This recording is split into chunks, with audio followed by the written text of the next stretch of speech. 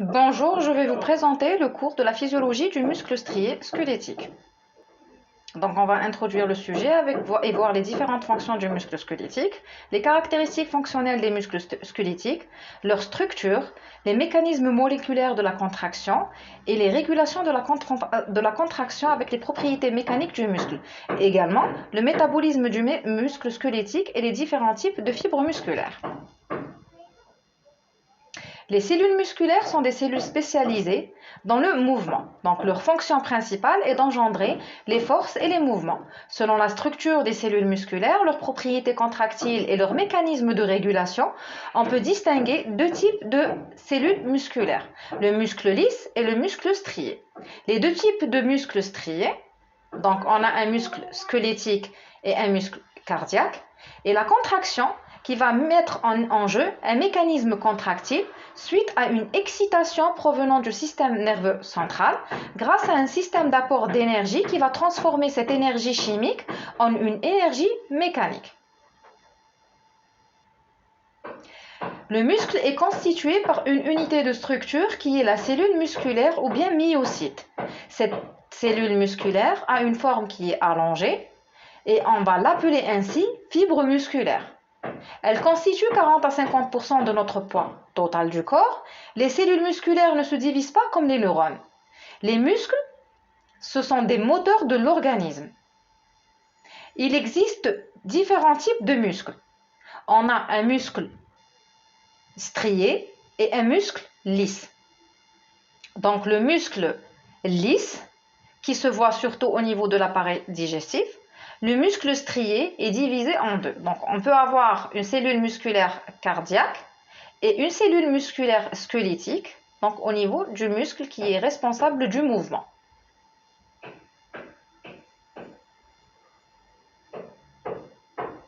Le muscle est responsable de mouvements qui peuvent être soit volontaires, dans le cadre du muscle squelettique, ou bien des mouvements involontaires, dans le cadre du muscle lisse et du muscle myocardique.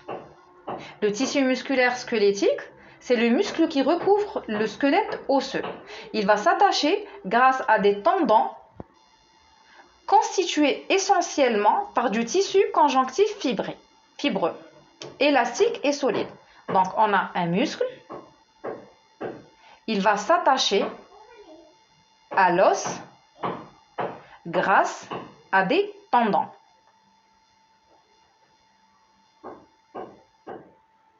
Une coupe au niveau du tissu musculaire squelettique va mettre en évidence l'existence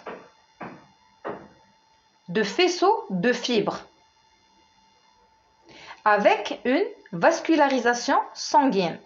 Donc, quand on prend un muscle squelettique, qu'on va faire une coupe, on va voir que ce muscle squelettique est constitué par une succession de faisceaux de fibres et à l'intérieur des vaisseaux sanguins.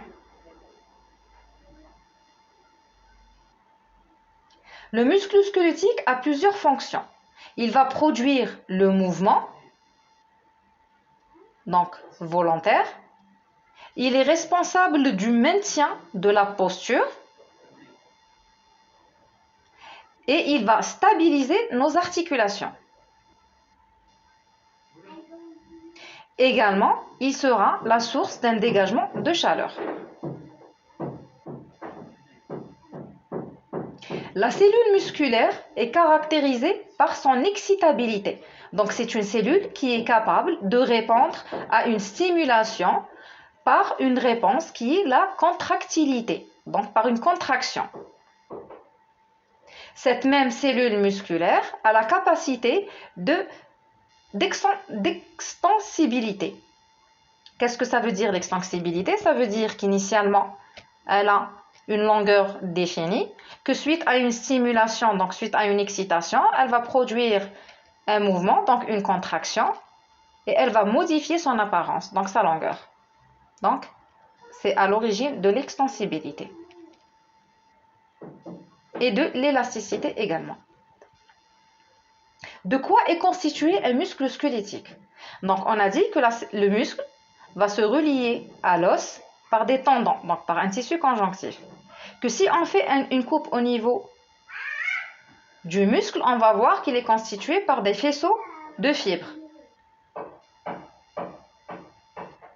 Les faisceaux sont répartis au niveau du muscle et représentent un assemblage de cellules musculaires recouvertes par le périmysium. La fibre ou bien la cellule musculaire, elle est recouverte par l'endomysium. Cette cellule ou fibre musculaire, elle représente l'unité de structure du muscle. Donc la myofibrie. Il faut savoir que la cellule est constituée par une succession de myofibrilles, qui sont l'élément contractile cylindrique. Donc, comme vous pouvez le voir, la myofibrie est constituée par une alternance de zones claires et de zones sombres, séparées par des lignes ou bien par des stries. Donc, une myofibrie est une répétition d'unités sacromériques pour former une fibre cellulaire. Donc, en gros, on a notre muscle qui va s'attacher à l'os par un tendon. Si on fait une coupe, on va voir que le muscle est constitué par plusieurs faisceaux. Le faisceau est lui-même constitué par plusieurs fibres cellulaires. Et cette fibre cellulaire, elle est constituée par une répétition d'unités sacromériques qui est les myofibrilles. Microscopiquement, l'unité structurale et fonctionnelle du muscle squelettique est le myocyte, la cellule musculaire. Chez un adulte, le diamètre varie entre 10 à 100 micromètres. Leur longueur est d'environ 10 cm, bien qu'elle atteigne dans certains cas les 30 cm. Donc cette fibre musculaire est entourée par une membrane plasmique qui est le sarcolème.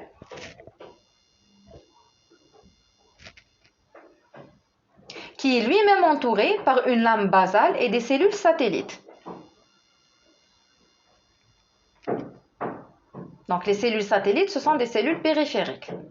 Le sarcolème présente de fines invaginations, voilà, en bleu. Transverses, ce sont des tubules T, T pour transverse, répartis régulièrement le long de la fibre musculaire et y pénétrant profondément. Donc, les invaginations vont aller en profondeur. Ce sont des invaginations qui sont transversales et vont prendre le terme de tubule T.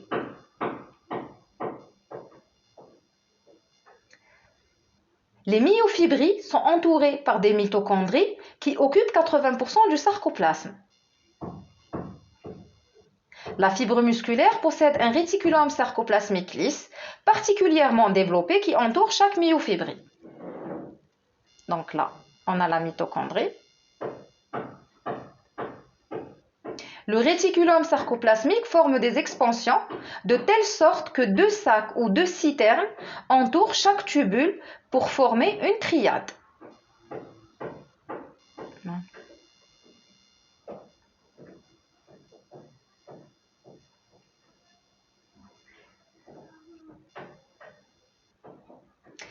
Un petit schéma ou bien une petite image illustrant la fibre musculaire.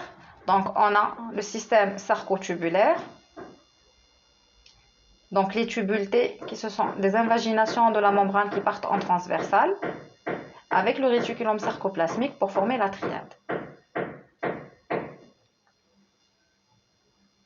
Passons maintenant à l'étude de la structure contractile. Donc, la myofibrie, ce sont des éléments contractiles, donc contractiles responsables de la contraction et responsables du mouvement, des cellules du muscle squelettique.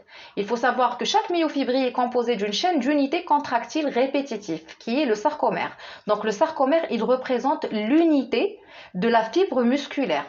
Donc, chaque fibre musculaire est constituée par une répétition de plusieurs sarcomères. Donc, comme vous pouvez le voir, le sarcomère est limité par deux lignes Z. Au centre du sarcomère, on a la ligne médiane ou bien la ligne M. De part et d'autre de la ligne médiane, on a les stries H ou bien la bande H.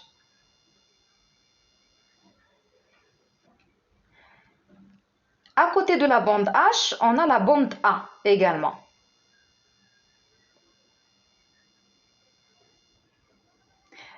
Là où se termine la bande A, va débuter une bande I. Donc, le sarcomère est limité par deux lignes Z. Le centre du sarcomère, on va retrouver une ligne M.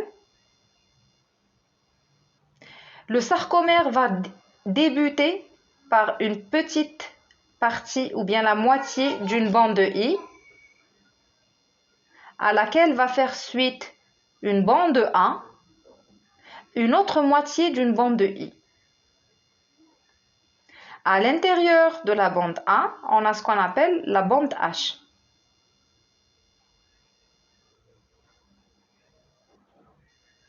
Là, c'est une image qui est microscopique, donc elle est plus claire.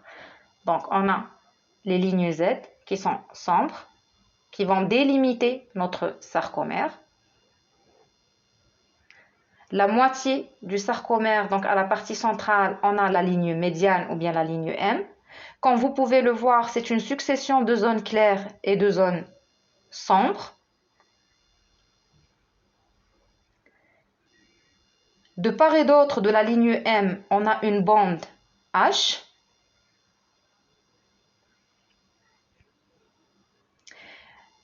Une ligne Z. De part et d'autre de la ligne Z, on a le strie A ou la bande A, qui est une bande qui est claire. Donc voilà. Pardon, la bande I. Et la bande A, qui fait suite à la bande I. Donc c'est une bande qui est sombre. Donc le sarcomère est délimité par deux lignes Z. À sa partie centrale, on a la ligne M. De part et d'autre de la ligne M, on a la bande H. De part et d'autre de la ligne Z, on a une bande claire qui est la bande I, à laquelle va faire suite une bande A.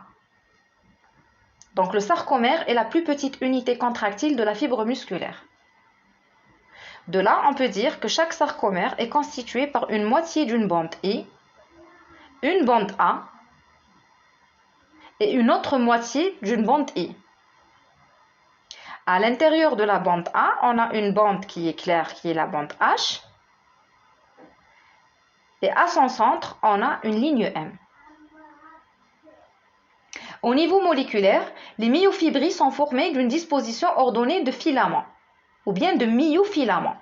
Donc là, c'est toujours le sarcomère, limité par les deux lignes Z. Donc là, c'est à l'échelle moléculaire. La partie centrale, on a la ligne M.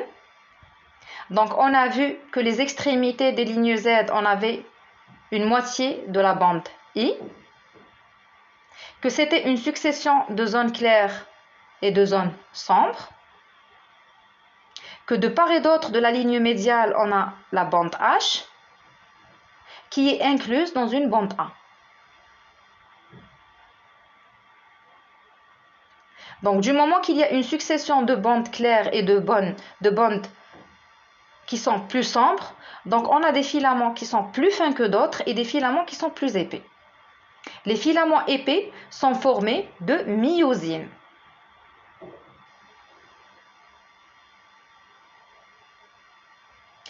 Et qui sont présents tout au long de la bande A. Donc ce sont des filaments épais. Voilà la myosine. Les filaments fins vont aller jusqu'au niveau de la ligne Z.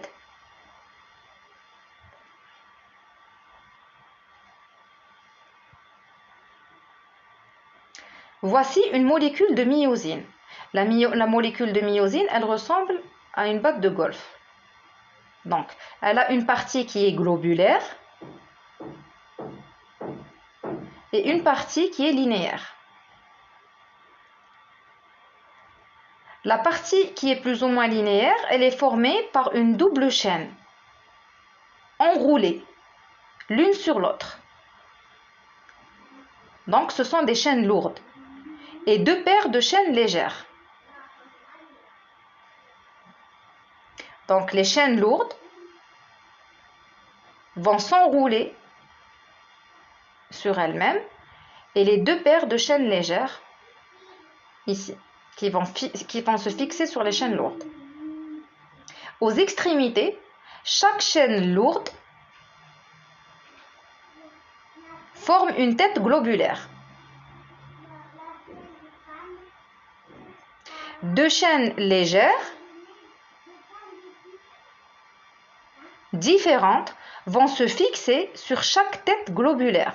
C'est-à-dire que la tête globulaire de la chaîne lourde a 2 sites de fixation pour les chaînes légères. Donc en gros, la molécule de myosine, elle est constituée par des chaînes lourdes, à leur terminaison une tête globulaire, et 2 paires de chaînes légères qui sont différentes. La tête globulaire de chaque chaîne lourde possède des sites de fixation pour les chaînes légères. Donc, elle possède un site de fixation pour l'actine, un site de fixation pour la TP et site de liaison à la chaîne légère.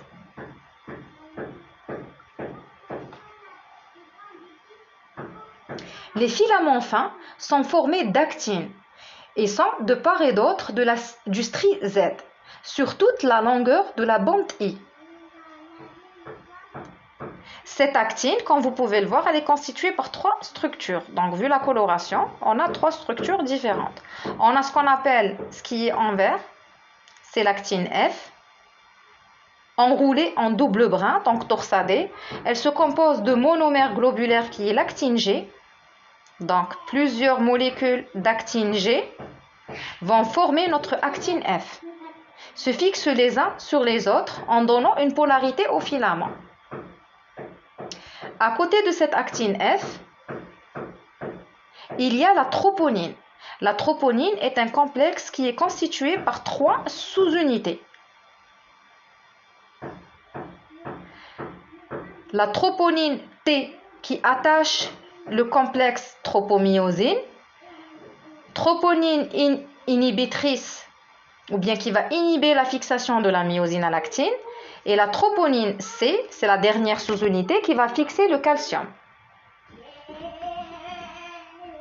À côté de l'actine F et de la troponine, on a le 3e constituant du filament fin qui est la tropomyosine.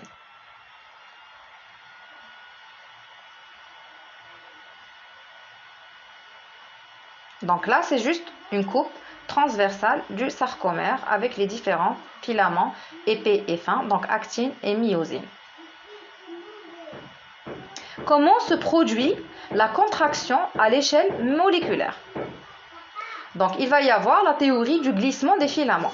Durant la contraction, les filaments minces vont glisser sur les filaments épais de sorte que l'actine et la myosine vont se chevaucher davantage.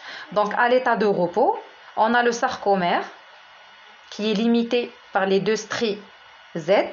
Comme on l'avait dit que le sarcomère était la succession de zones claires et de zones sombres, donc une succession d'actine et de myosine. Qu'à la partie centrale, on a ce qu'on appelle la ligne M. De part et d'autre de la ligne M, on a la bande H, une bande A qui est relativement sombre, et les bandes I de part et d'autre de la bande A. Suite à une stimulation, il va y avoir la réponse qui est une contraction musculaire. Donc, durant la contraction musculaire, la longueur qui était comme ceci à l'état de repos, on note que durant la contraction, il y a eu une diminution de la longueur de notre sarcomère, expliquant ainsi le fait que les filaments d'actine et de myosine ont subi un glissement. Donc, il y a eu un chevauchement au niveau des différents filaments, actine et myosine, expliquant ainsi le fait que le sarcomère a diminué de longueur. Quand la cellule musculaire est stimulée, la tête de myosine va s'accrocher au site de liaison qui est situé sur l'actine.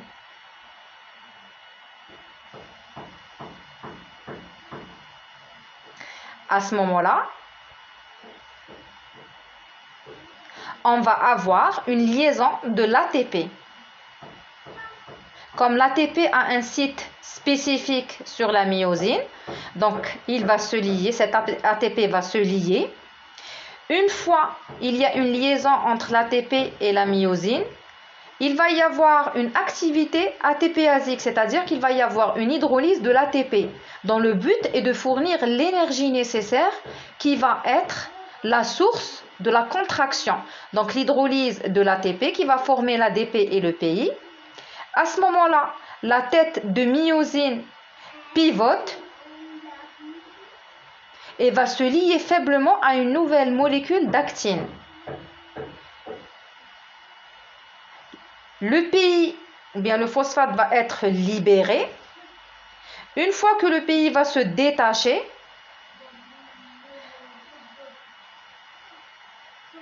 la structure ou bien la tête de myosine qui était à 90 degrés va pivoter. Donc, comme on voit, quand le PI était lié, la molécule, elle était à 90 degrés. Elle était stable, liée au numéro 2. Donc, une fois que le PI va se détacher, donc à ce moment-là, il va y avoir une bascule, donc un pivotement, qui est à l'origine du glissement. Et c'est ce glissement qui va définir la contraction musculaire.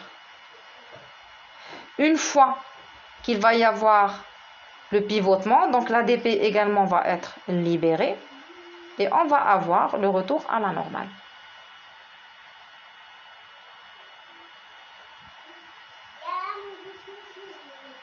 Donc là, on va voir le rôle du calcium. Initialement, comme on l'avait dit, donc on a l'actine, la tropomyosine et les différents types de sites de fixation. Donc on avait dit qu'il y avait un site de fixation pour le calcium.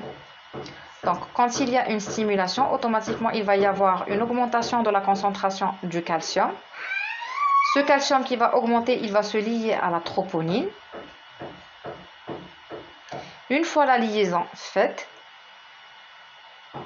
la troponine liée au calcium va subir un changement de structure.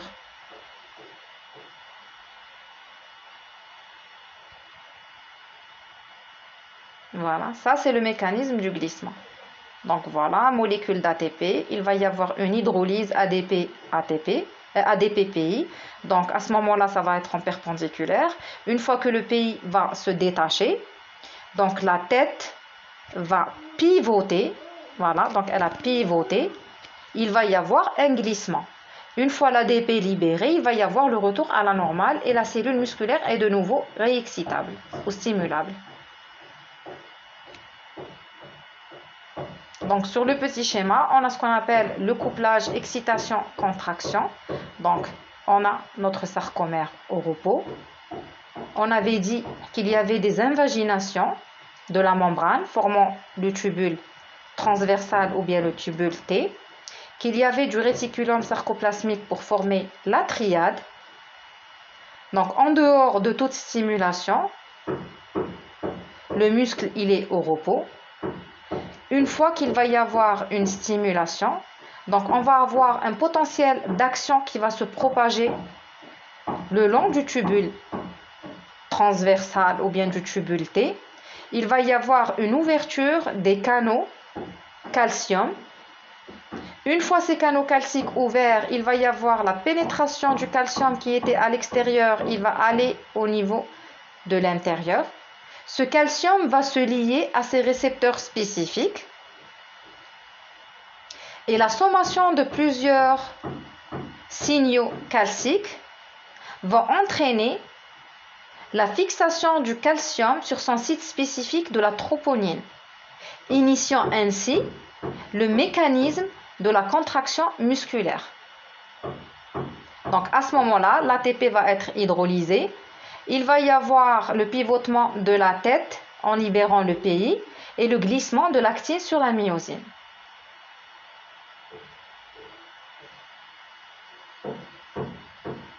comment est régulée la contraction? Donc l'unité motrice, qui représente l'unité fonctionnelle du mouvement, est un ensemble constitué par le motoneurone dont le corps cellulaire est situé dans la corne antérieure de la moelle. Le motoneurone établit un contact avec la fibre musculaire au niveau de la plaque motrice ou bien de la jonction neuromusculaire. Toutes les fibres d'une même unité motrice sont simultanément au repos ou bien en activité. Donc là, on a le motoneurone qui va faire synapse au niveau de la fibre musculaire grâce à la jonction neuromusculaire. Donc là, c'est un petit schéma sur l'unité motrice.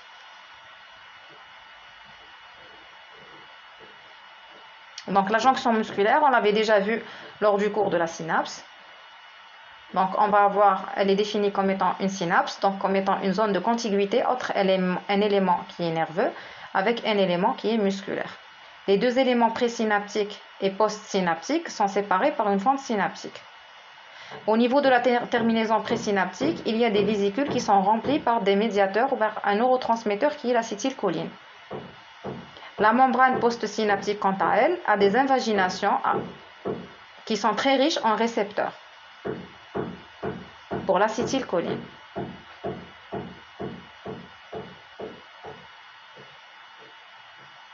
Donc, quand on a une stimulation qui a atteint le seuil, on va avoir une ouverture des canaux calciques, une entrée de calcium qui va faire migrer les vésicules. Une fois les vésicules au niveau de la membrane présynaptique, donc déversement de leur contenu, libération de l'acétylcholine. Cette acétylcholine libérée va se fixer sur les récepteurs postsynaptiques, entraînant ainsi un potentiel de la plaque motrice. Quelles sont les propriétés mécaniques du muscle squelettique? Le mécanisme de contraction d'une fibre unique. La force exercée sur un objet ou un muscle en contraction est appelée tension musculaire. Une force exercée par un objet sur un muscle est appelée une charge. Donc si un muscle est en contraction et qu'un objet va exercer une force, à ce moment-là, il y aura une tension musculaire. À l'inverse, si une force est exercée par un objet sur un muscle, à ce moment-là, il y aura une charge. Le rapport ou bien la relation entre tension et charge vont dans des directions différentes. Donc, tension et charge sont des forces opposées. Pour que les fibres musculaires se raccourcissent et se déplacent, ou bien peuvent déplacer une charge, il faut que la tension doit dépasser la charge. Donc, quand la tension, qui est définie comme étant une force exercée d'un objet sur un muscle, est inférieure à la charge qui est la force exercée d'un muscle sur un objet, à ce moment-là, le sujet il peut déplacer l'objet. Prenons un exemple, les sujets qui font de la musculation. Donc le sujet, il est là, il peut exercer une force sur un objet, donc il va exercer une charge, que l'objet en lui-même, qui sont les poids, ont un poids donc lourd, donc ils peuvent exercer également une force, donc vont subir une tension. Ces deux forces vont dans des directions différentes ou bien opposées.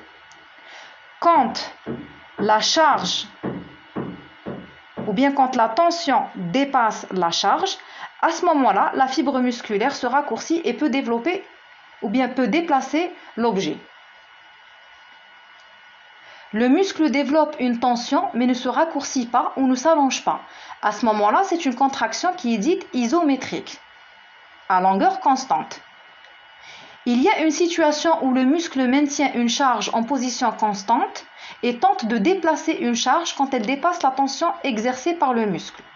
Donc, comme vous pouvez le voir sur le schéma. Donc, on a un poids de 30 kg et on a un muscle. Le muscle va se contracter pour se relâcher ensuite.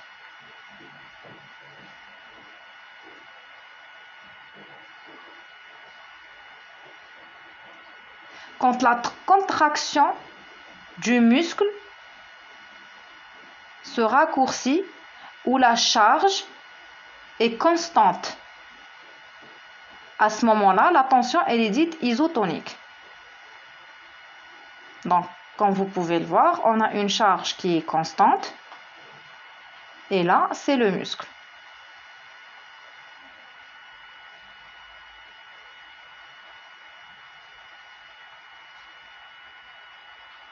Quand la tension excède la charge, à ce moment-là, la contraction, elle est concentrique.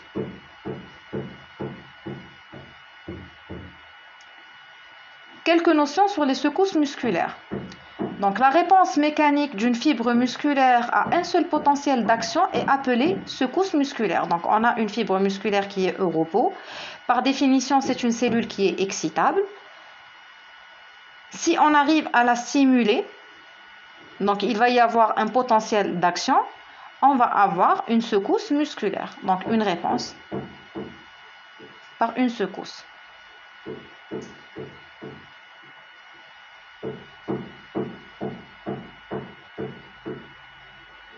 Là, c'est juste une petite courbe qui va expliquer ou bien qui va démontrer la relation qui existe entre la tension et la longueur lors de la contraction musculaire. Donc, durant la contraction musculaire, on va débuter par la phase initiale. Donc, le muscle, il est au repos. Après, il va y avoir une stimulation.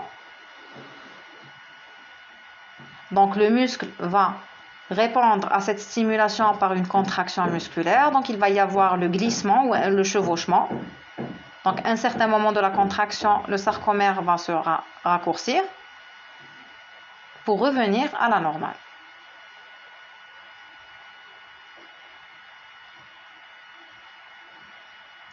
La courbe va me montrer la relation qui existe entre la force et la vitesse. Donc, les objets légers on a tendance à les déplacer plus rapidement que les objets lourds, ce qui est normal. Donc, la vitesse de raccourcissement est maximale quand il n'y a pas de charge et nulle quand la charge elle est égale à la tension isométrique. Donc, plus l'objet est lourd, plus on aura des difficultés à le faire déplacer. Plus l'objet est léger, plus on va le déplacer facilement.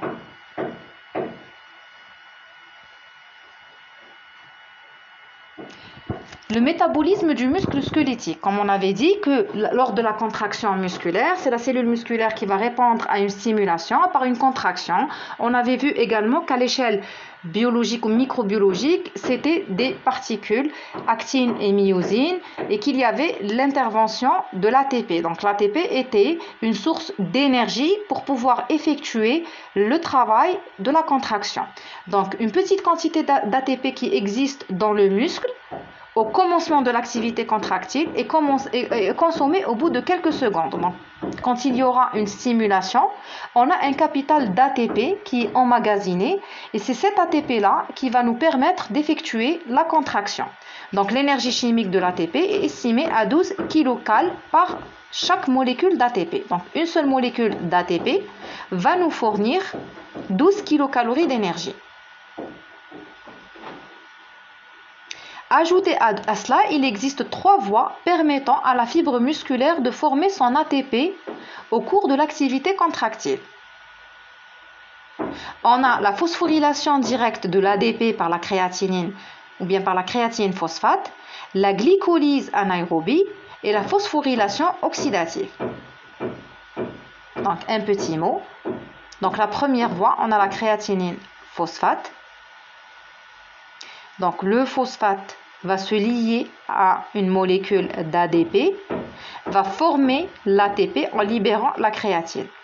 Cette phosphorylation directe de la créatine phosphate est une source d'énergie qui va utiliser l'oxygène. Donc aucun produit d'ATP par créatine phosphate. La deuxième voie, c'est la voie anaérobie. La voie anaérobie, dans la source est le glucose.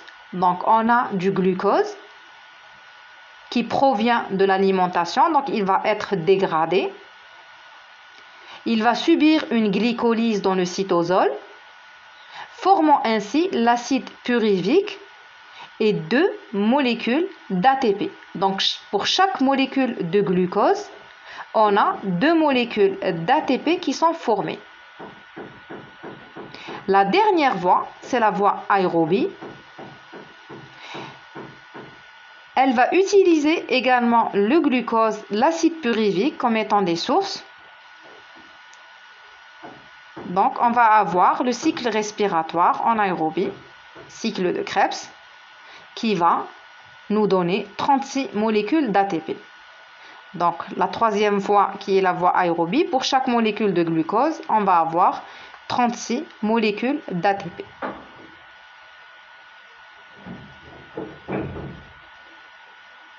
Un petit mot sur les différents types de fibres musculaires. Donc, il faut savoir qu'il existe différentes classes ou bien 3 catégories de fibres musculaires. On a les fibres oxydatives à contraction lente type 1, qui sont utilisées surtout ou bien qui sont développées chez les sportives du marathon, donc qui ont besoin d'endurance.